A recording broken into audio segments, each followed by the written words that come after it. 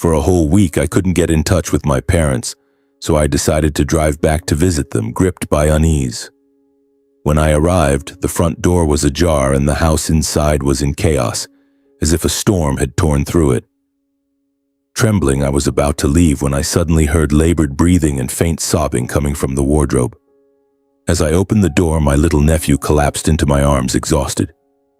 He didn't say a word, but his silence unveiled a horrifying truth I had never dared to imagine.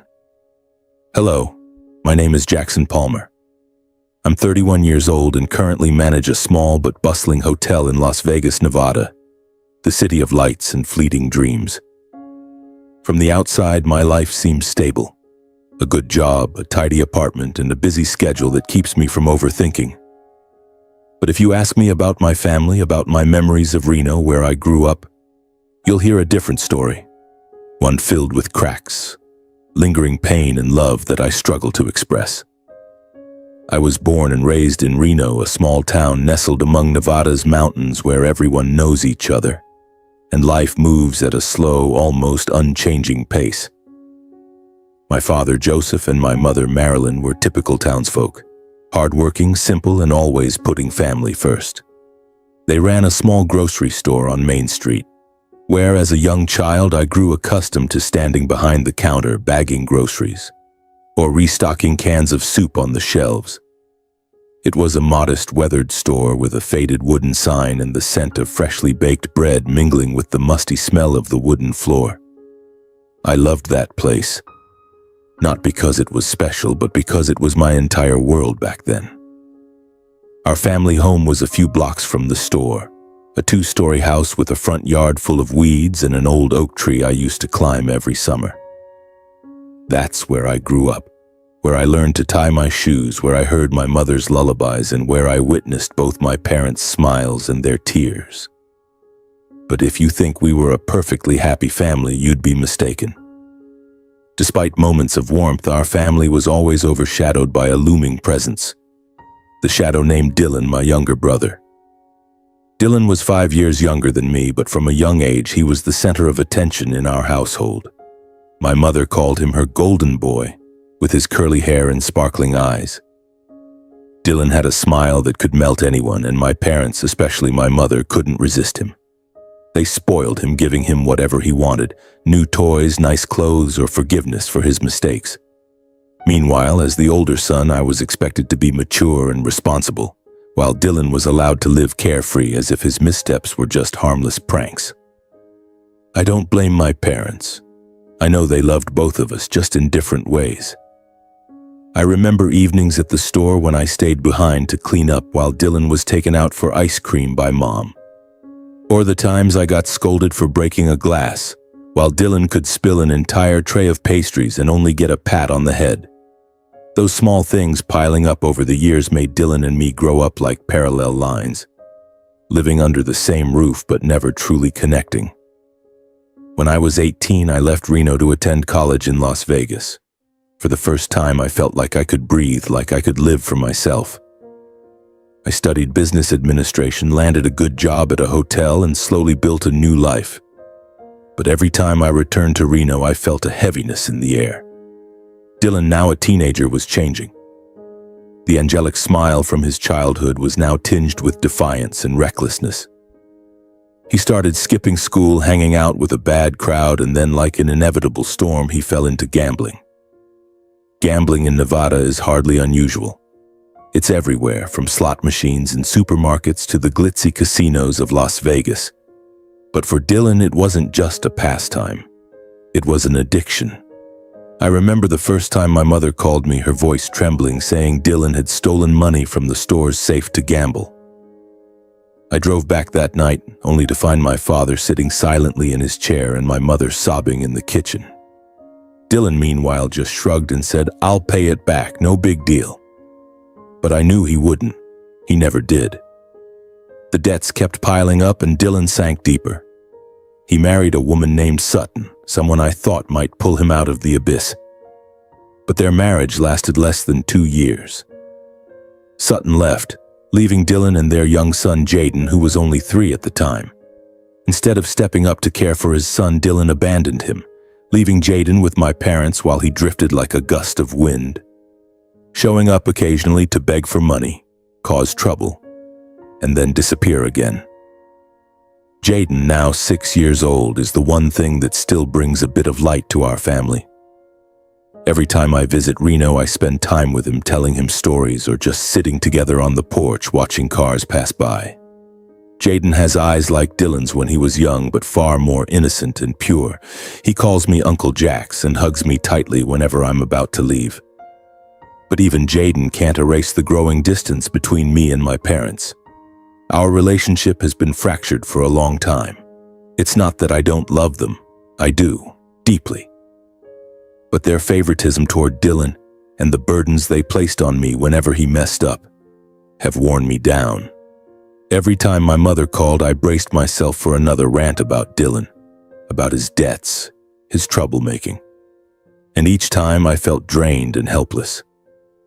Last month, my mother called more frequently than usual. Her voice was frail, filled with worry. "Dylan came by again," she said. "He demanded money and brought some strangers with him. I don't know what to do."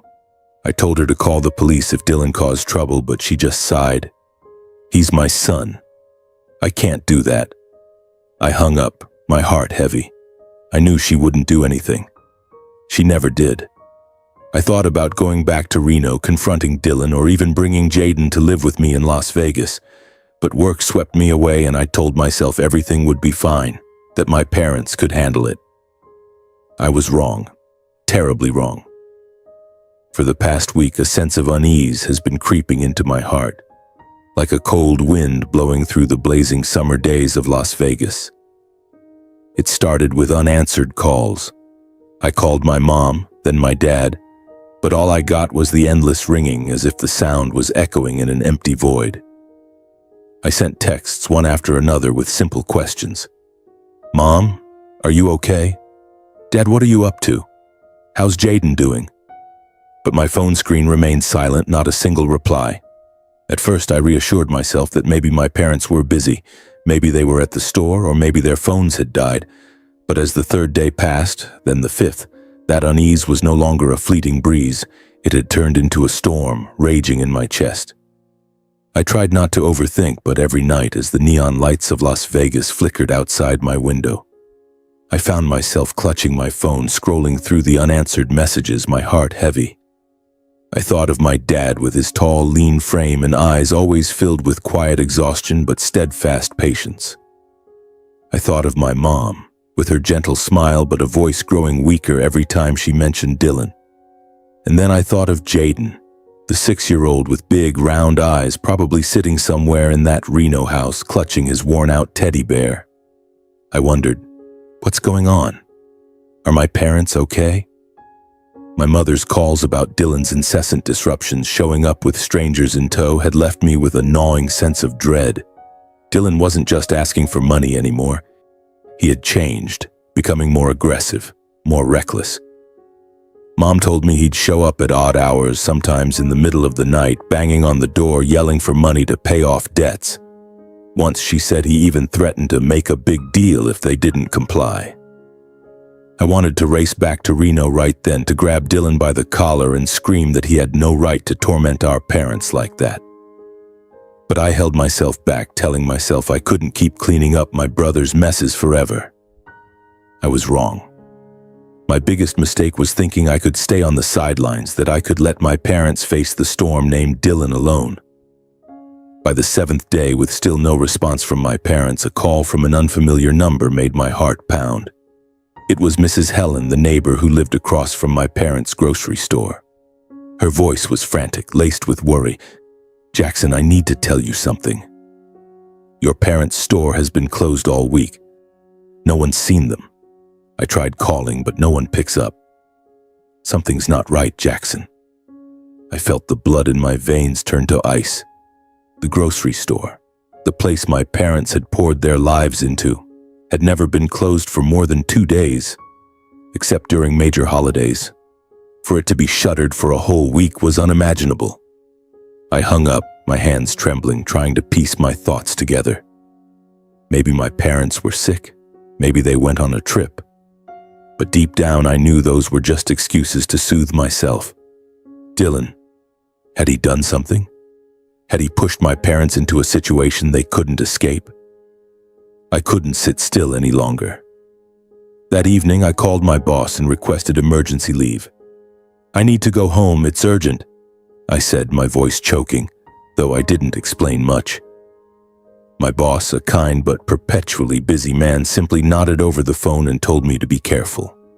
I packed a few clothes, tossed them into a small suitcase, and before leaving my apartment, I glanced out the window, where the Las Vegas lights still twinkled, oblivious to the storm raging inside me. A 7-hour drive from Las Vegas to Reno lay ahead, and I knew this trip wasn't just about finding my parents. It was about facing everything I'd been avoiding for years. As I got into the car, started the engine, and began the journey, childhood memories flooded back, vivid as if they'd happened yesterday. I remembered afternoons behind the store counter, when Dad taught me how to count change for customers, or when Mom slipped a peppermint candy from the shelf into my hand.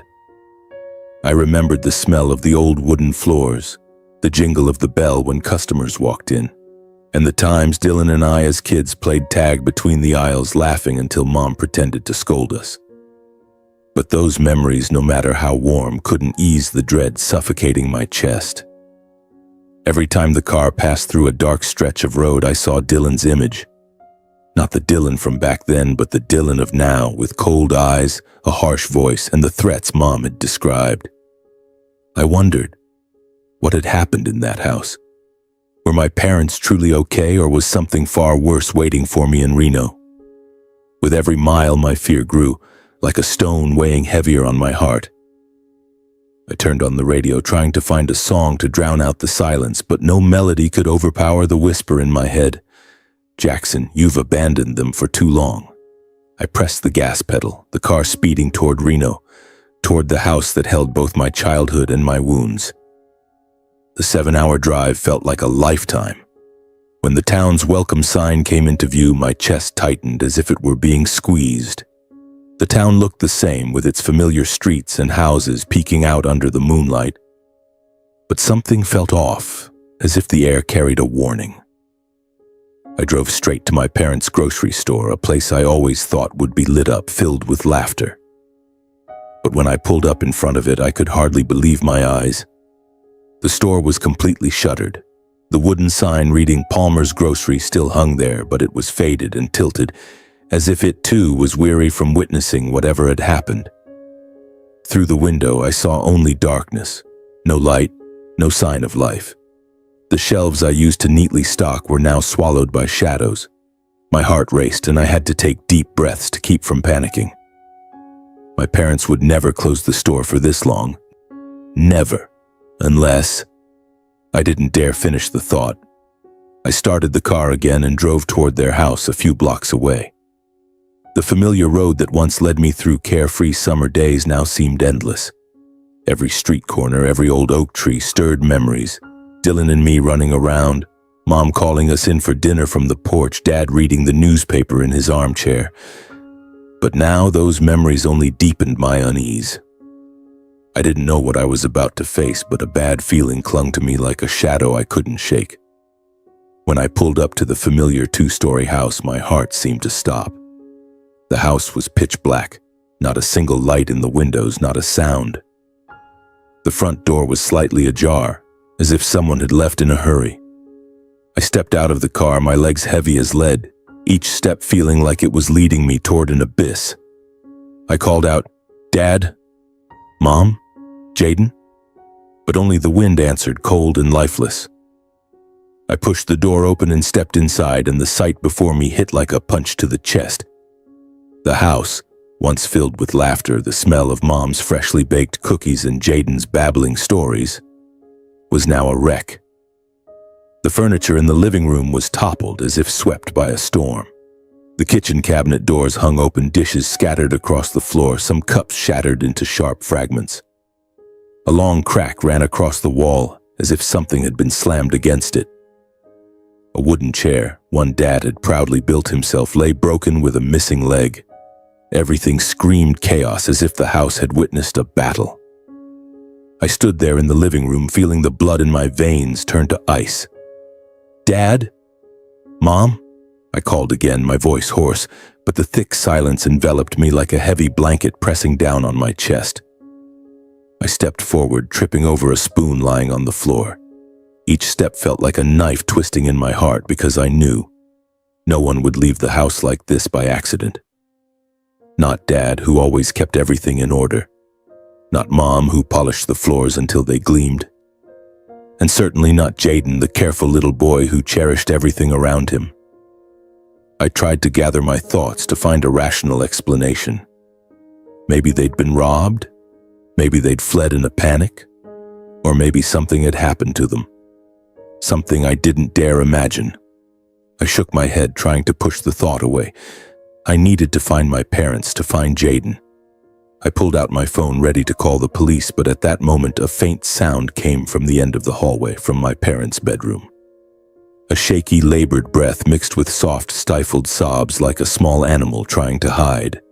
My heart pounded, blood rushing to my ears. I froze, listening, trying to determine if I'd imagined it. But then it came again, clearer, more desperate. I moved toward the bedroom, my legs trembling. The bedroom door was slightly ajar, and as I pushed it open, a musty smell and cold silence hit me. My parents' bed was untouched, but the blankets were disheveled, as if someone had lain there and left in a hurry. I called out for Jaden, my voice breaking. "Jaden? Is that you? Where are you?" There was no reply, only the labored breathing, now clearer, coming from the corner of the room. I followed the sound, my heart pounding so hard I thought it might burst. The breathing led me to the old wardrobe, its door slightly open. My hand shook as I reached for the handle, sweat beading on my forehead. I took a deep breath, trying to steady myself, but fear clung to me relentlessly. I whispered, as if to reassure myself, "It's going to be okay, Jackson. Just open the door." But deep down I knew nothing was okay.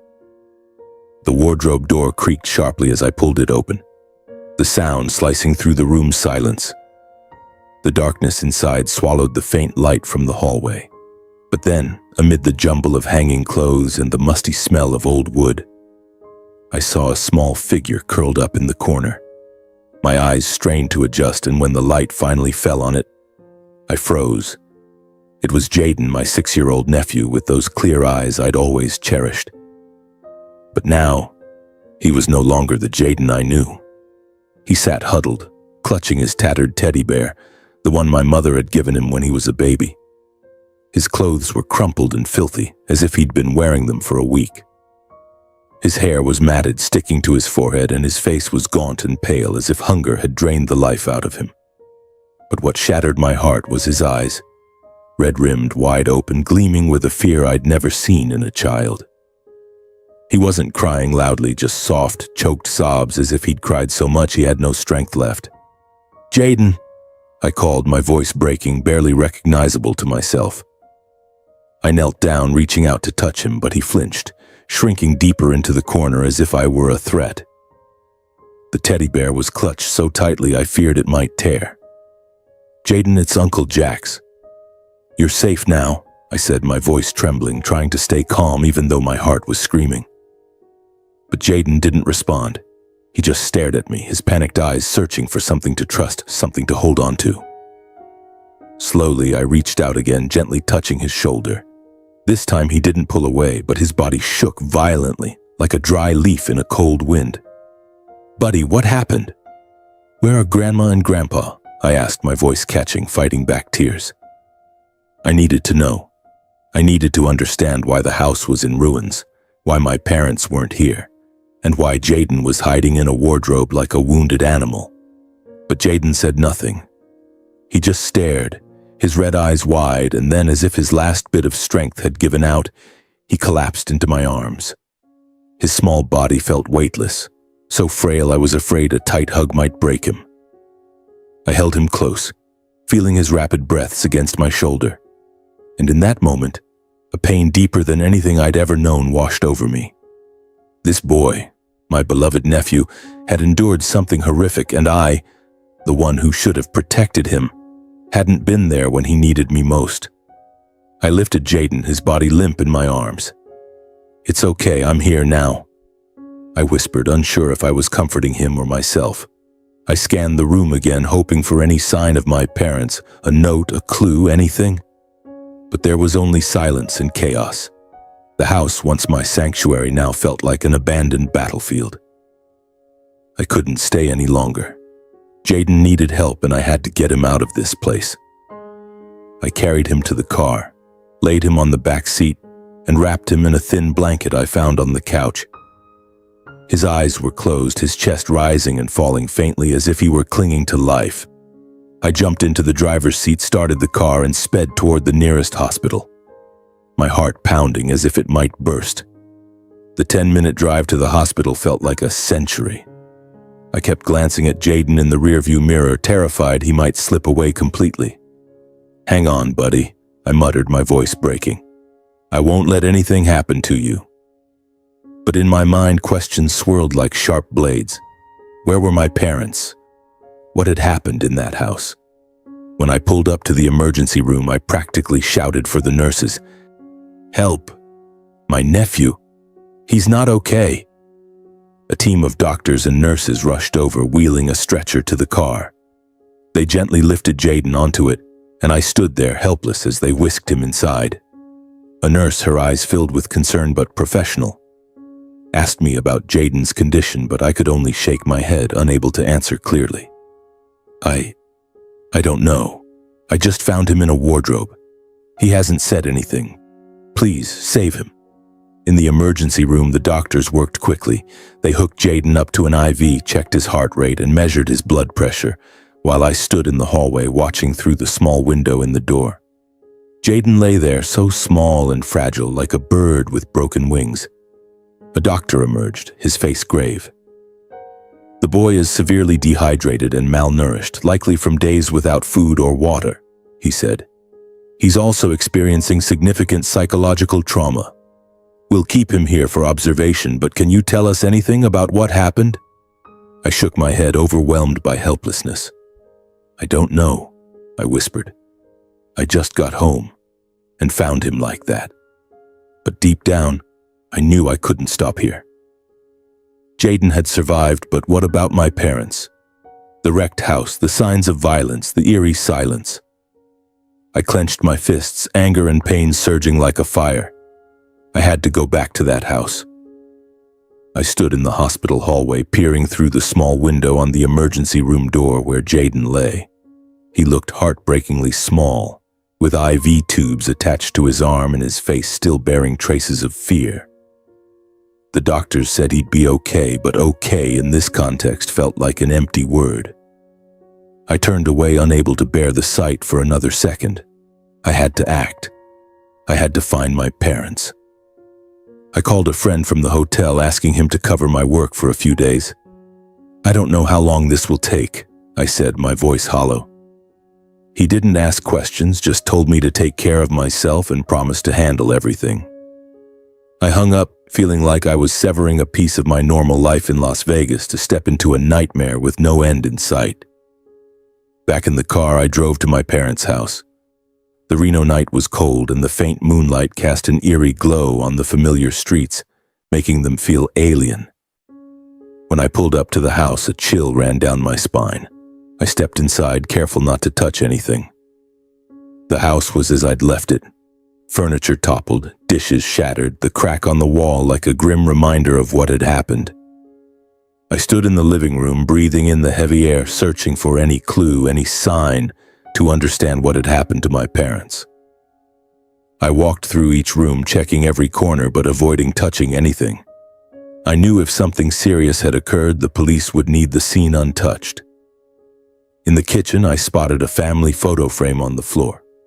I looked down at the cracked glass, my heart clenching at the sight of my parents' smiles, mine, and even Dylan's from when we were kids. The photo was taken on a summer day when we were still a family before everything fell apart. I pulled out my phone, my hands trembling as I dialed 911. "I need to report a missing persons case," I said when the dispatcher's voice came through. "My parents, they're not at home, and my nephew, I found him in critical condition. The house, It's been ransacked. Please come quickly." My voice choked, each word feeling like it was being wrenched from deep inside my chest. The dispatcher asked basic questions: address, my parents' names, the state of the scene, and I answered mechanically, my mind blank. They told me to wait, that the police would be there soon. I sat on the old sofa trying to stay calm, but my hands wouldn't stop shaking. I scanned the room, desperate for any clue. My dad's jacket hung on the coat rack, but its pockets were empty. In the kitchen, a cold cup of coffee sat on the table as if Dad had left it mid-sip. Everything in the house seemed to tell a story, but I couldn't decipher what it was saying. 15 minutes later, the red and blue lights of a patrol car flashed outside, illuminating the quiet street. I heard the car stop, the sound of hurried footsteps, and then the door swung open. 3 officers stepped inside, followed by a man in plain clothes, likely a detective. "Are you the one who called, Jackson Palmer?" the man asked, his voice low and steady. I nodded, standing up, trying to keep my voice from trembling. "I'm Detective Matthew. Tell us what you know." I led them inside, showing them the scene: the broken chairs, shattered dishes, the crack on the wall. I told them about not being able to reach my parents for a week, about the neighbor's call, and about finding Jaden in the wardrobe. Each word felt like a stab, but I forced myself to keep going. Matthew took notes carefully, his eyes sharp but non-judgmental. "We'll look into everything," he said. "But first, we need to secure the scene." The officers began cordoning off the house with yellow tape, keeping anyone from getting too close. I stood on the porch watching as neighbors started to gather, their eyes a mix of curiosity and concern. Whispers floated through the crowd, and I caught fragments of their conversations. "I heard arguing last week," an elderly woman, Mrs. Carter, told an officer.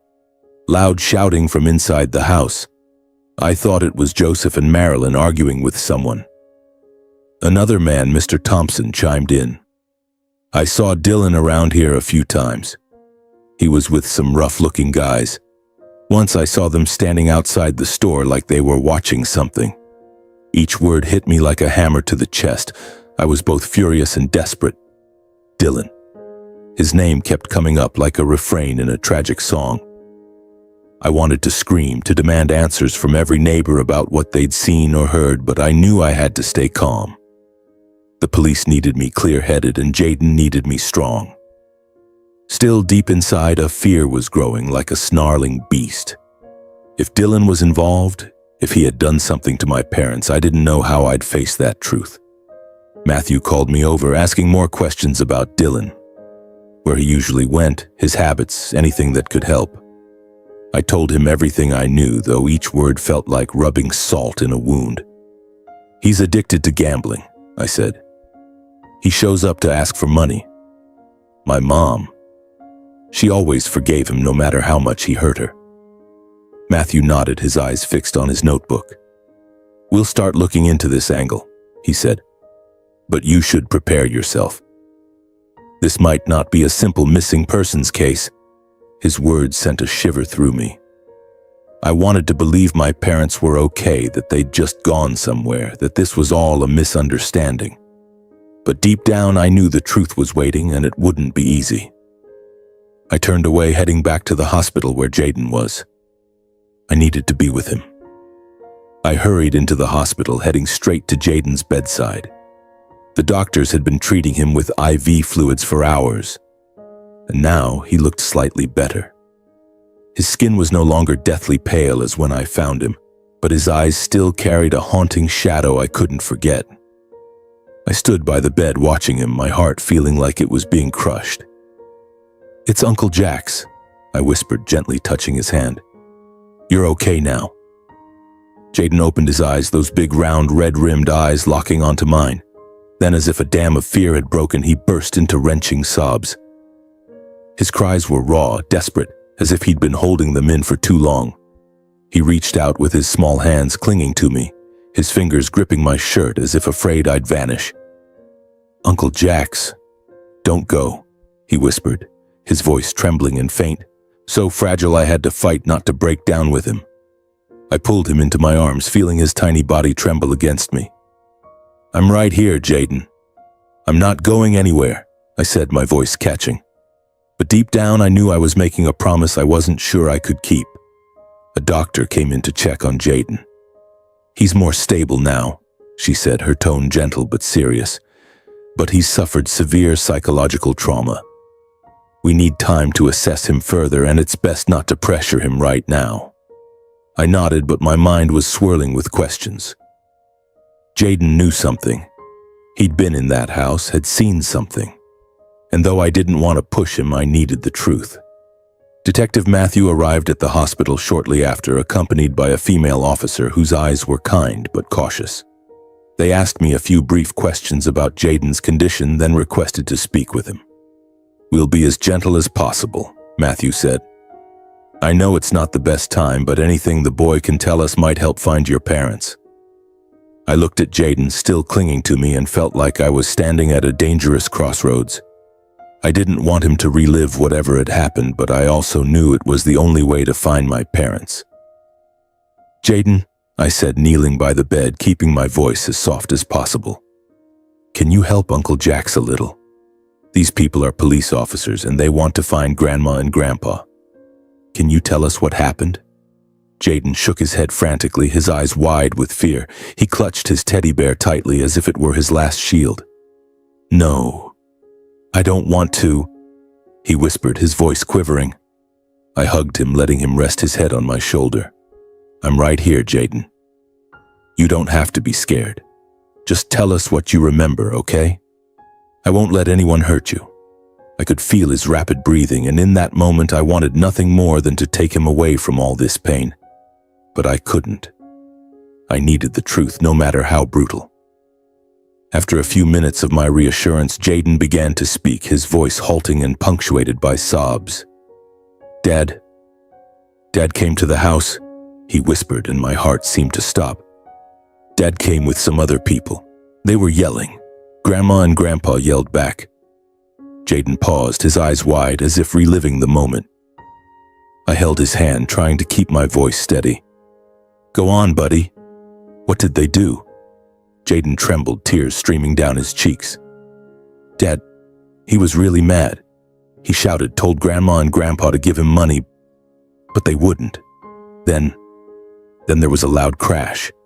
Things broke." He stopped, clutching the teddy bear, his body shaking violently. I was scared. I ran to the wardrobe. I hid. His voice faded, as if sinking into a memory too heavy to bear. I heard Grandma and Grandpa cry out. Then everything went quiet. I felt the blood in my veins turn to ice. I held Jaden tightly, fighting back tears, but inside a storm was raging. Dylan. He was there. He fought with our parents, and the sounds Jaden heard, I didn't dare think further. Matthew and the female officer took notes quickly, their expressions hardening. "Do you remember anything about the people with your dad?" the officer asked, her voice gentle but careful. Jaden shook his head, tears spilling again. "I don't know. They were tall. They were scary, covered in tattoos." He broke into wrenching sobs, clinging to me, and I knew he couldn't say more. I signaled to Matthew, and he nodded, standing up. "Thank you, Jaden," he said. "You're a brave boy. We have enough to start the investigation, and Dylan will be our primary suspect." The doctor stepped in, gently asking everyone to leave so Jaden could rest. "The boy needs time," she said. "He's been through too much." I nodded, but inside I wanted to scream. Dylan, my brother, what had he done? What had he dragged our parents into? And Jaden, an innocent child, had witnessed it all. I sat by Jaden's bed, holding his hand until he fell asleep, his breathing finally steady. But I couldn't rest. Jaden's words were like a sharp puzzle piece, confirming my worst fears. Dylan hadn't just caused trouble. He might have done something unforgivable. Detective Matthew called me the next morning, his voice low and resolute. "We've designated Dylan as the primary suspect based on Jaden's statement," he said. "We're issuing a manhunt and checking every place he might show up. Do you have any more information about your brother's habits?" I recounted what I knew: the casinos Dylan frequented, the seedy bars where he drank. Each word felt like a stab, but I couldn't stop. The police moved quickly. They went to the rundown motel room Dylan rented on the outskirts of Reno.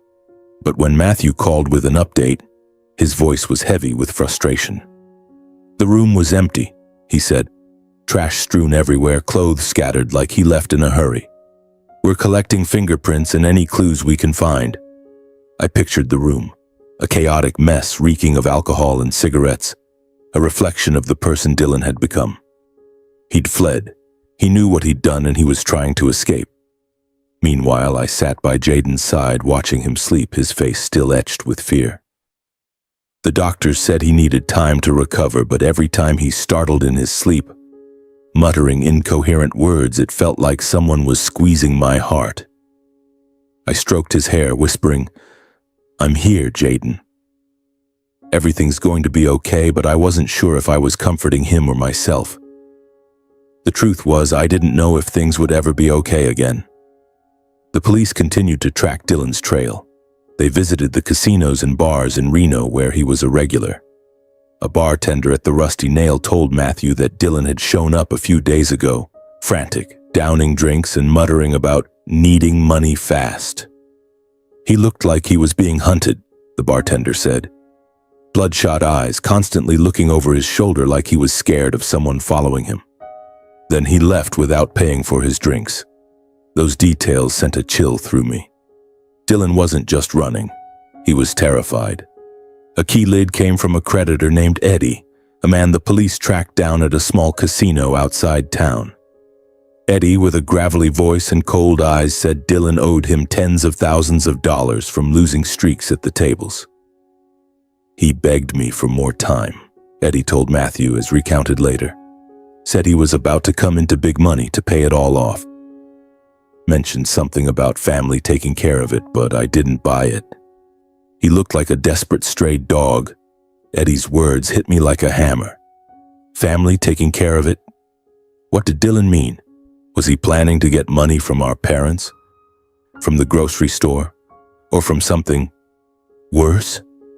The police issued a citywide manhunt for Dylan, extending it to surrounding areas. They sent alerts to checkpoints, casinos, and cheap motels where he might be hiding. News of the case began to spread like a small wildfire in the usually quiet town. Neighbors gathered outside my parents' house, whispering to each other, their eyes a mix of pity and curiosity. Mrs. Carter, the elderly neighbor, visited me and Jaden at the hospital, bringing a tin of homemade cookies. "I can't believe this, Jackson," she said, her voice trembling. "Joseph and Marilyn were good people. And Dylan? I saw him with some shady characters. I was worried, but I never thought it would come to this." Her words only fueled the fire in my chest. I wanted to scream that I didn't want to believe it either, that I didn't want to think my brother could do something horrific to our own parents. But the pieces were falling into place. Jaden's account, the wrecked house, the neighbors' stories, and now Eddie's words. They all pointed to Dylan like arrows aimed straight at my heart. I sat by Jaden, holding his hand, feeling his small, cold fingers in my palm. He was still sleeping, but his sleep was restless. Occasionally, he mumbled words like, "Dad, don't," or "I'm scared." Each whisper cut into me like a blade. I thought about the years Dylan was coddled, defended by Mom, forgiven by Dad. I thought about the times I tried to pull him out of his mess, only for him to smirk and say, "Worry about yourself, Jax. I know how to live my life." Now his way of living had led to this: a destroyed home, a traumatized child, and our parents missing. I looked out the hospital window at the moonlight illuminating Reno's rooftops. Somewhere out there, Dylan was hiding, carrying secrets I both yearned and dreaded to uncover. I hoped the police would find him, drag him out of the shadows to face what he'd done. But at the same time, I feared that moment. When I faced Dylan, what would I see? A criminal? A brother? Or a monster who had destroyed our family? Matthew called again late that night, his voice firm but steady. "We're narrowing it down," he said. "We've got new leads from the outskirts. We'll find him soon." I nodded, though he couldn't see me. "Thank you," I said, my voice hollow. I wasn't sure if I was truly ready to face Dylan or not.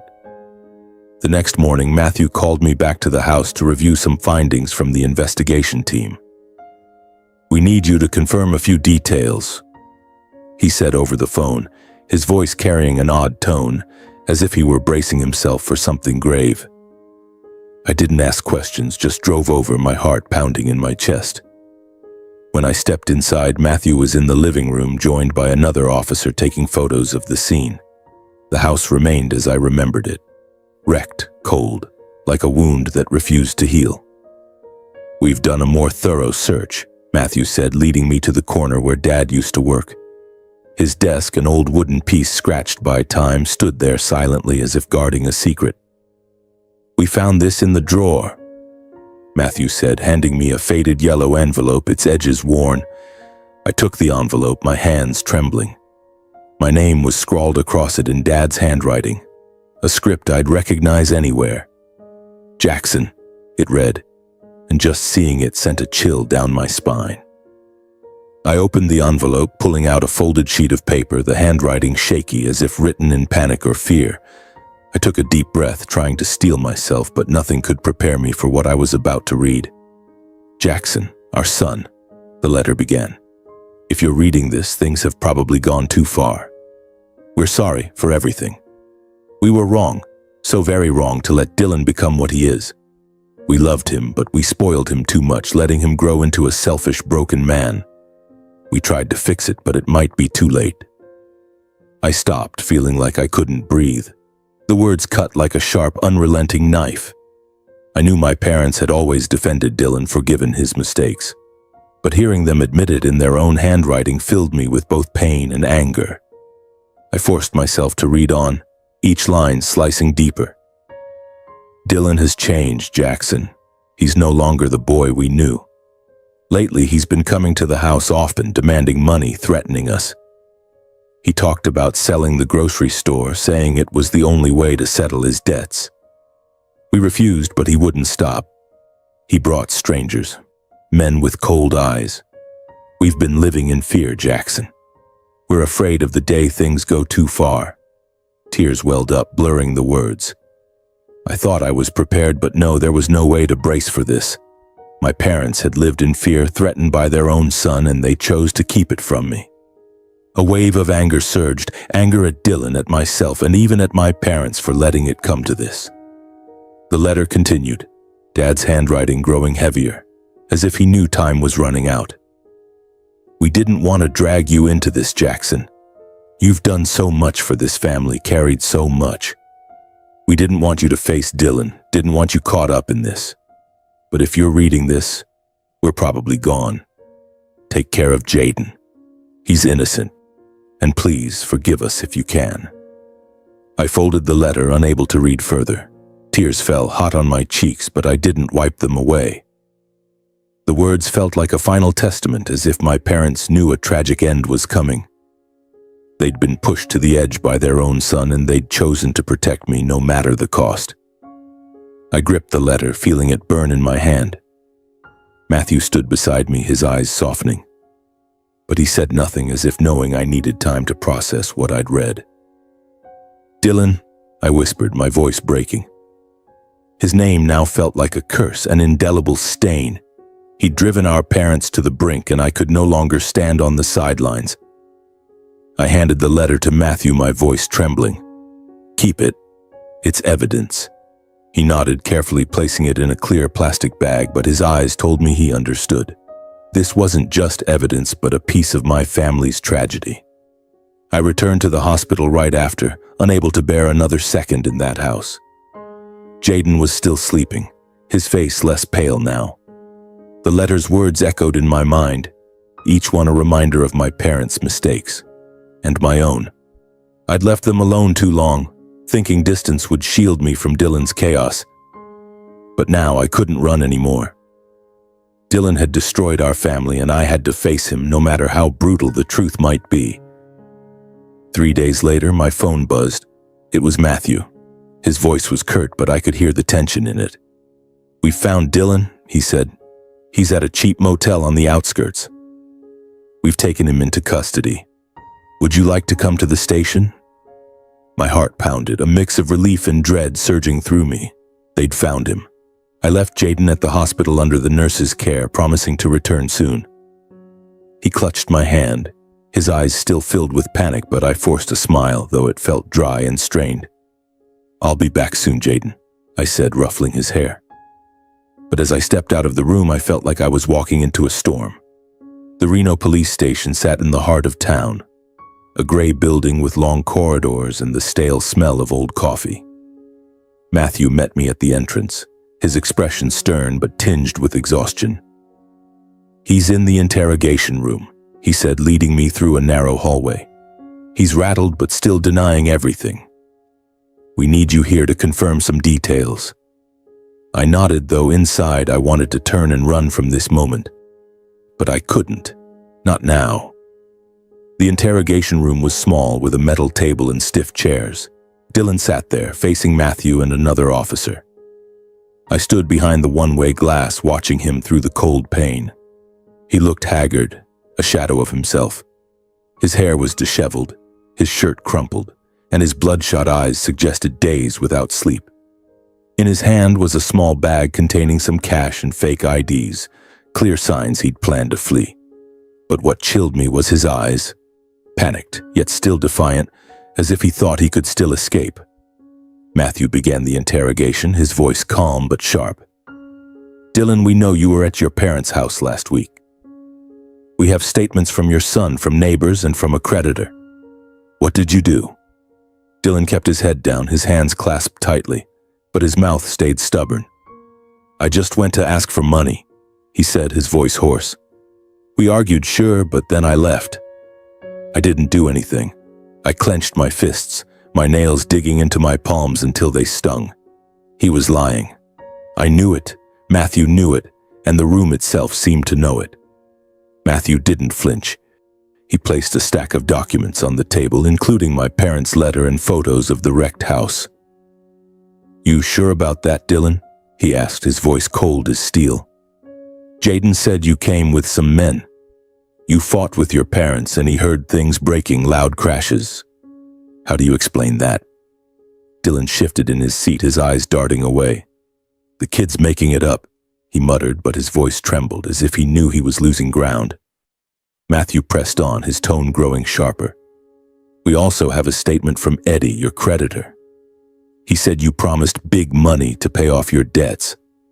Where was that money coming from, Dylan? Your parents' store? Their house? I stood behind the glass, feeling the ground crumble beneath me. Each of Matthew's words was a puzzle piece, forming a horrifying picture. Dylan bowed his head, silent, but I could see his shoulders trembling. He was breaking, and I both wanted to scream at him and run from what I was about to hear. Suddenly, Matthew's phone buzzed. He answered, his calm demeanor darkening instantly. The room fell silent as he nodded a few times, then hung up. Matthew stood, his voice dropping, each word heavy like a hammer strike. Dylan, I just got a call. The crime scene team found the bodies of Joseph and Marilyn Palmer in a vacant lot not far from their house. Both were brutally attacked. Evidence at the scene matches what we found in the house and Jaden's statement. Do you have anything left to deny? I felt the world stop. Bodies. My parents. I gripped the chair's edge, my head spinning. Their letter, with its trembling words, now became an unbearable truth. I wanted to scream, to shatter the glass and grab Dylan, but I couldn't move. I just stood there, frozen, tears streaming down my face without me noticing. Dylan looked up, his face pale as death. No, it wasn't me, he stammered, but his voice faltered as if he didn't believe his own lie. Matthew didn't give him a chance. He slid photos of the crime scene across the table on his phone, images I knew I couldn't bear to see, but I knew they were real. Anything else to say, Dylan? Matthew asked, his voice now a razor's edge. Dylan broke down, his sobs echoing in the small room. He buried his face in his hands, shoulders shaking.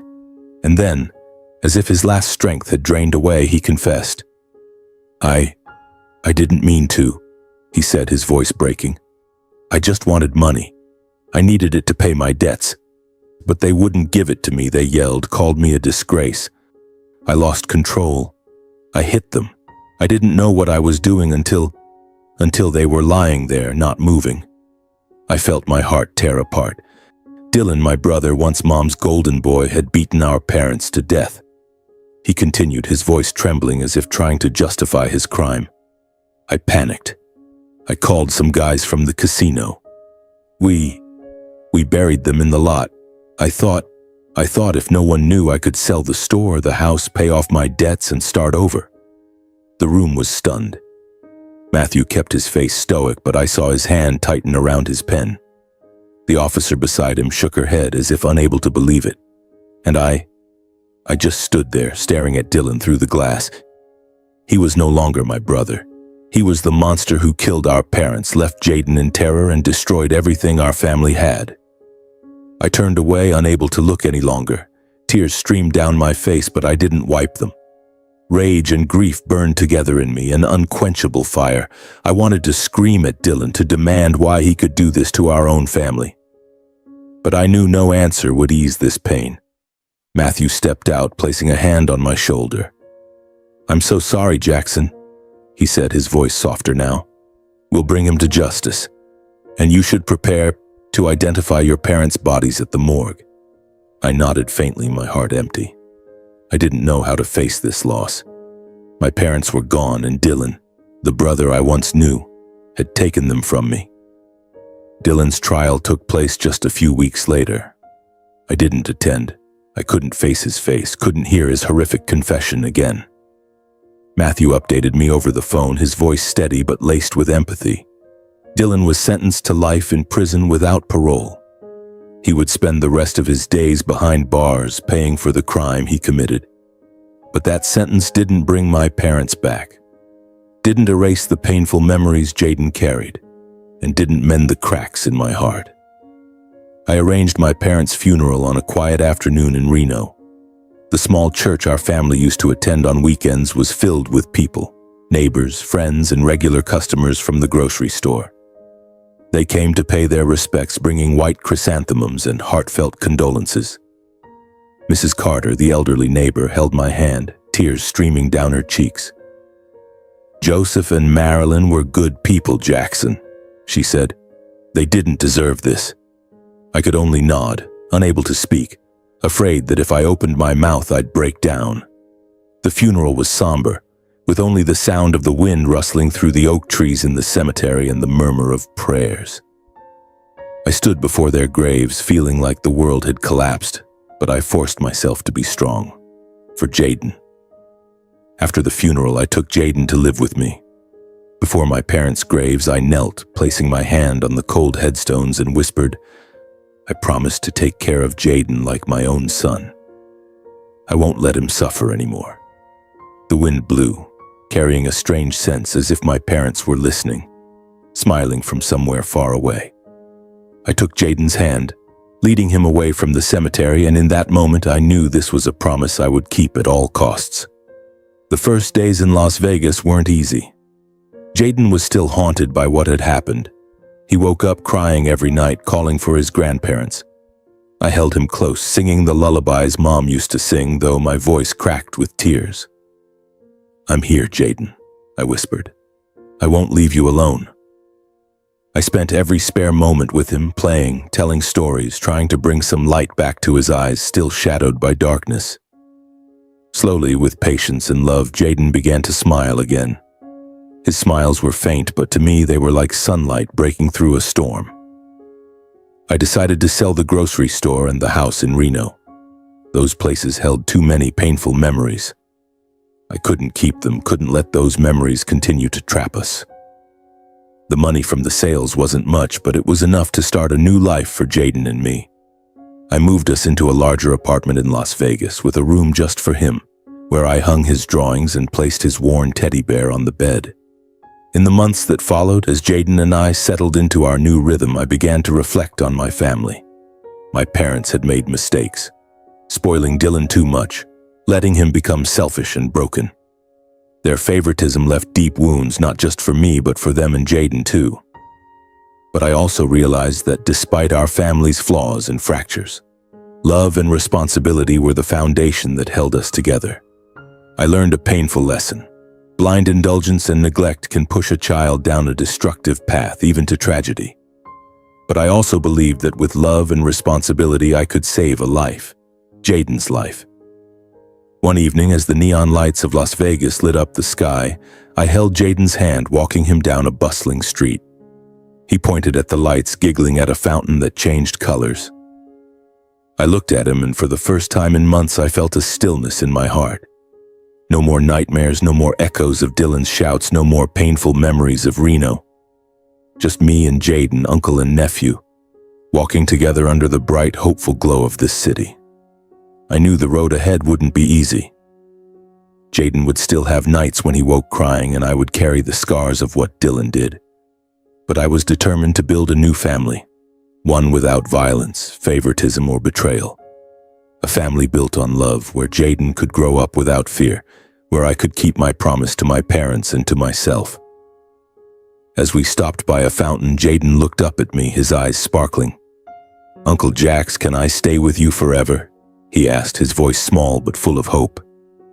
I knelt down, hugged him, and smiled, though tears welled in my eyes. "Forever, Jaden," I said. "You and me, we're family."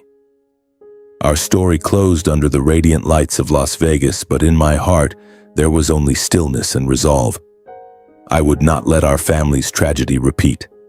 I would give Jaden the life he deserved, and I would honor the meaning of family, not through blind indulgence, but through love and responsibility. That was the legacy I wanted to leave, not just for Jaden, but for my parents, who loved us, however imperfectly.